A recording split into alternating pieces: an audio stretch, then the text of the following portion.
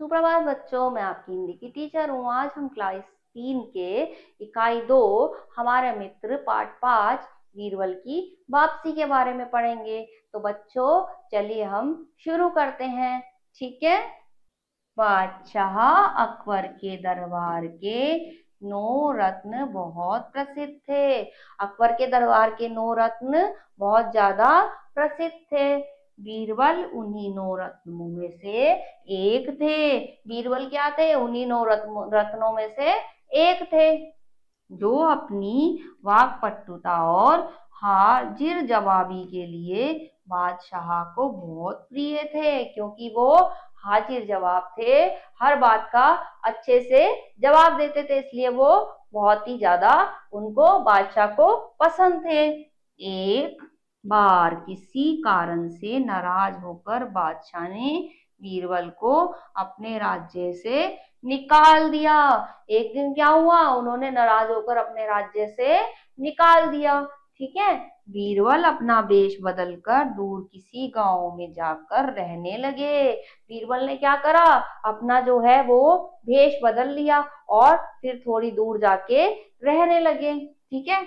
इस बार बादशाह के व्यवहार से बीरबल के आत्मसम्मान को इतनी ठेस लगी कि उन्होंने निश्चय कर लिया कि वे बादशाह के पास कभी नहीं लौटेंगे।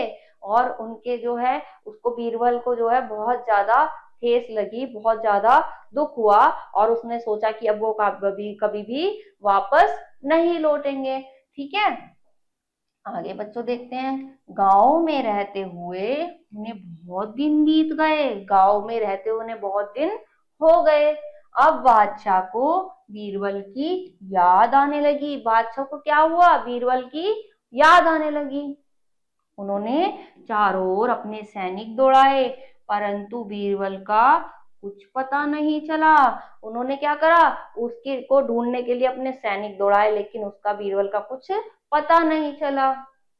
अंत में उन्होंने एक तरकीब सोची। उन्होंने कोई तरकीब सोची।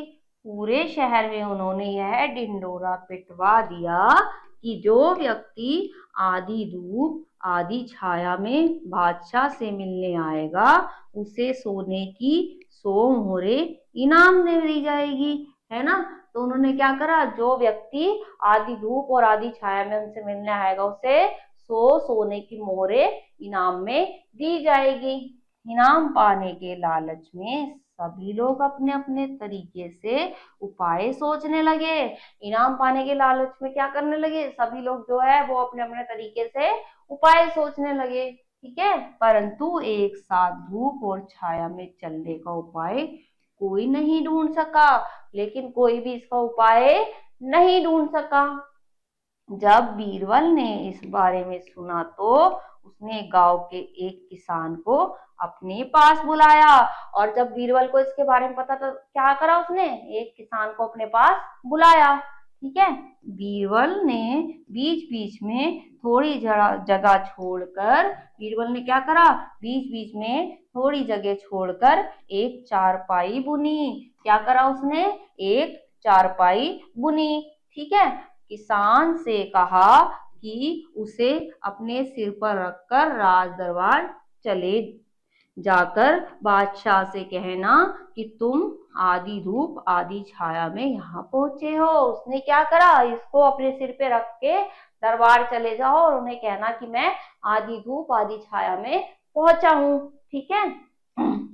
किसान ने खुशी खुशी बीरबल की बात मान ली और चारपाई सिर पर रखकर राज दरबार पहुंचा। उसने बात मानी और खुशी खुशी चारपाई को सिर पे रखा और राज दरबार पहुंच गया। राज दरबार में पहुंचकर चारपाई सिर से उतारकर बादशाह को सलाम किया। उसने फिर बादशाह को सलाम किया। ठीक है। वह बोला, जापना, मैं आधी धूप आधी छाया में चलकर आपके पास आया हूँ। उसने क्या कहा कि मैं आधी धूप आधी छाया में चलकर आपके पास आया हूँ। शर्त के अनुसार सोने की 100 मोहरें मुझे दे दी जाए। उसने क्या कहा, शर्त जो आपने रखी थी वो मुझे 100 मोहरें जो हैं दे दीजिए। बादशाह समझ चुके थे कि ऐसी तरकीब किसान नहीं सोच सकता, अवश्य ही इसे बीरबल ने भेजा होगा। बादशाह ने क्या सोचा, बादशाह को एकदम से समझ में आ गया। क्या समझ में आ गया कि ऐसी तरकीब जो है किसान अपने आप नहीं सोच सकता, ये बीरबल ने बताई होगी।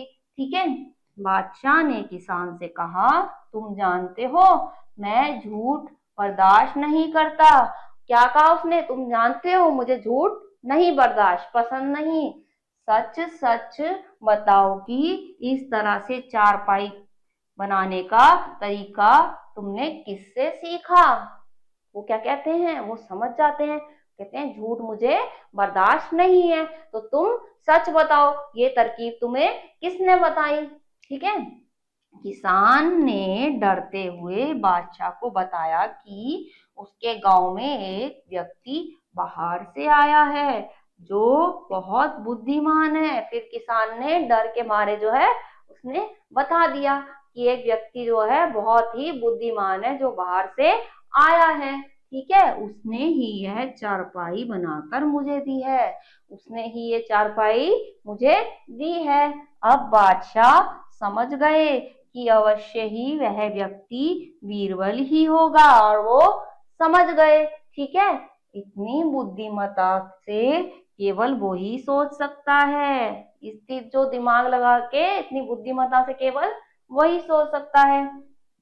बादशाह अपने कर्मचारियों व किसान के साथ स्वयं उसके गांव जा पहुंचे। बादशाह ने क्या करा, वो खुद ही उसके गांव में चले गए, पहुंच गए। बीरबल को देखते ही उन्होंने उसे अपनी छाती से लगा लिया और आदर के साथ उन्हें अपने राज दरबार ले लौट आए। ठीक है, क्या करा उन्होंने, वो उसको राज दरबार में लेके लौट आए। तो बच्चों, वो बुद्धिमान था और उसकी बुद्धिमान जो इतनी बुद्धिमान था कि उसकी पहचान जो है राजा को हो गई थी। ठीक है ना बच्चों, तो हमें बुद्धिमानी से काम करना चाहिए, समझदारी से काम करना चाहिए। ठीक है, तो बच्चों इस पाठ को दोबारा पढ़िएगा, अगले पाठ में कुछ नया पढ़ेंगे। तब तक के लिए अपना ख्याल रखिए। ओके।